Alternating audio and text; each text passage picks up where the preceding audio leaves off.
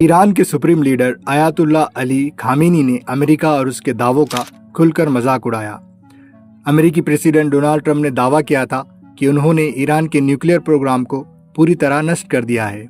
Trump had declared they were completely and totally obliterated, but tonight sources say this new preliminary Pentagon report finds the damage was limited, saying Iran's nuclear program was only set back a few months. इस पर Khamenei ने जवाब दिया, अच्छा है, सपने देखते रहो।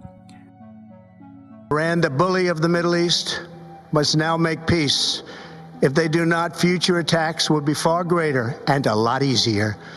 बीते कुछ दिनों से यूएस ईरान टेंशन्स फिर से बढ़ गए हैं। अमेरिका ने कहा कि उसने एयर स्ट्राइक के जरिए ईरान की न्यूक्लियर फैसिलिटीज को बर्बाद कर दिया है, लेकिन ईरान का कहना है कि ये सब सिर्फ प्रोपेगेंडा है।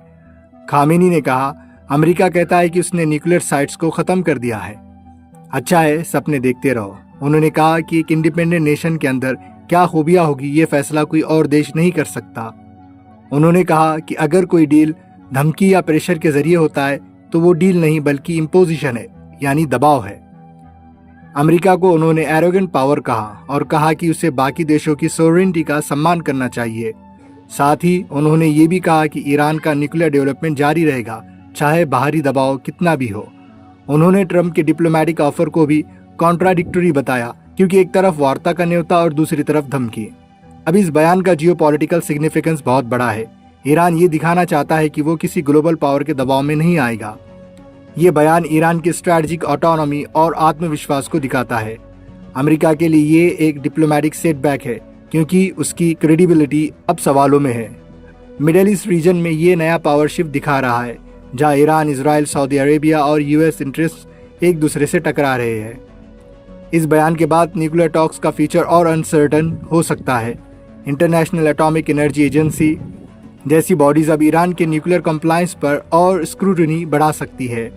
अमेरिका और उसके अलाइज के लिए ये एक डिप्लोमेटिक चैलेंज है, क्योंकि ईरान ने खुलकर उनकी क्रेडिबिलिटी पर सवाल उठाया है। रीजन में मिलिट्री डायनामिक्स भी तेज हो सकती है। अगर यूएस या इजराइल कोई नया एक्शन लेते हैं तो ईरान की प्रतिक्रिया ज़्यादा एग्रेसिव हो सकती है। और मीडिया स्तर पर यह बयान सिंबॉलिक बन चुका है, जो अमेरिका के पावर नैरेटिव को चैलेंज करता है। तो कुल मिलाकर खामेनी का अच्छा है, सपने देखते रहो सिर्फ एक तंज नहीं बल्कि एक पॉलिटिकल मैसेज है।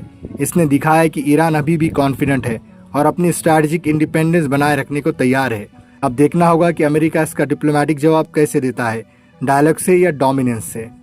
अगर आपको ये वीडियो पसंद आया तो लाइक करें और आप क्या सोचते हैं कमेंट में अपनी राय ज़रूर दें।